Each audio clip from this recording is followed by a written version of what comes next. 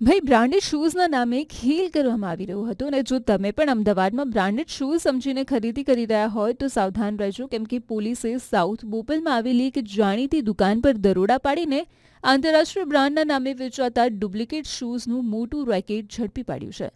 South બોપલની elegance એમ્પ્લોઈંગ નામની દુકાનમાં police દ્વારા આકસ્મિક દરોડો પાડવામાં આવ્યો હતો અને તપાસ દરમિયાન દુકાનમાંથી નાઇકી, જોર્ડન, ઓન અને કન્વર્સ જેવી ખ્યાતનામ કંપનીઓના ડુપ્લિકેટ શૂઝ અને સ્લીપર મળી આવ્યા.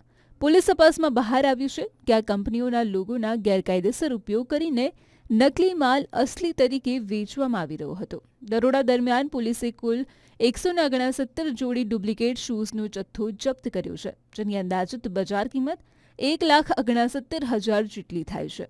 આ મામલે પોલીસે 30 વર્ષીય દુકાન માલિક ઋષલ સુશીલકુમાર ભૂમોત્રાની અટકાયત કરી છે અને આરોપી વિરુદ્ધ કોપીરાઇટ એક્ટ હેઠળ ગુનો નોંધીને પોલીસ હવે દિશામાં તપાસ કરી રહી છે કે આ નકલી માલ ક્યાંથી લાવવામાં આવતો હતો.